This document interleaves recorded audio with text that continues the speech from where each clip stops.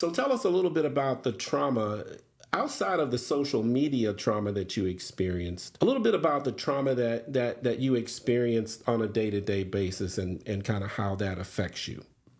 Um, so as far as like things that I've experienced just within my own household, I'm a very like just by nature, I'm a highly sensitive person and I'm very emotional and I am also very empathetic and compassionate towards other people. But I feel like as a kid and even now I feel like that wasn't, that part of me wasn't really nurtured enough. And like I just oftentimes when I would, be upset about something or I would be crying about something, I was like, I was somehow to blame. I was in the wrong and it was flipped back on me.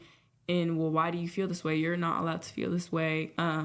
You don't have any room to be upset. You should be grateful. And Kylie, you know that I know a lot about your struggles because your mother is my daughter.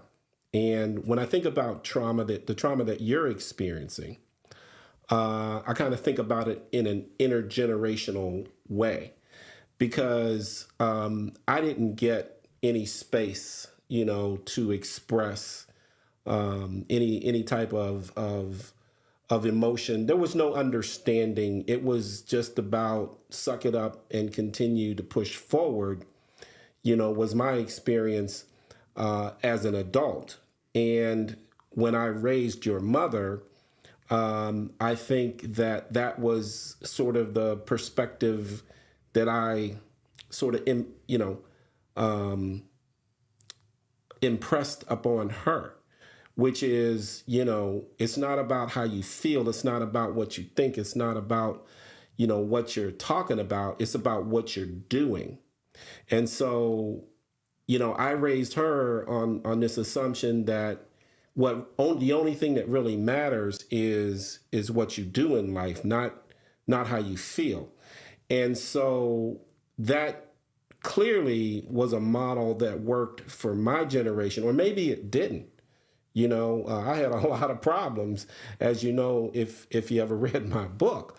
But that was just the way that it was. And so I guess what we need to work towards from generation to generation to generation is how do we break the cycle? How do we create space for your kids to express themselves in ways that allow them to be a better person in this world, and how do we break these cycles that sort of bind us to this intergenerational trauma?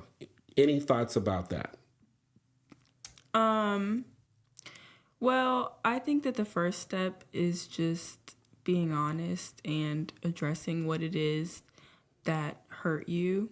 Um, I feel like a lot of times when we're having these conversations about how we've been hurt, we kind of like to sugarcoat it and make it, but it wasn't that bad, or it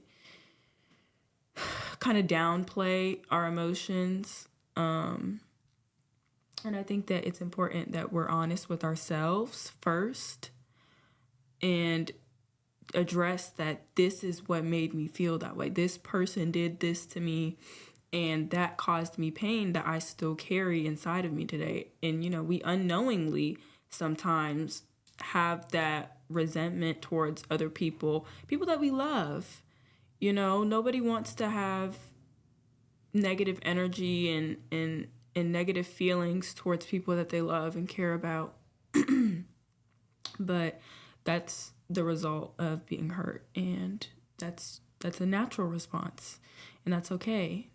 Um, it's just important that we address it and we find ways to be better, and we move forward.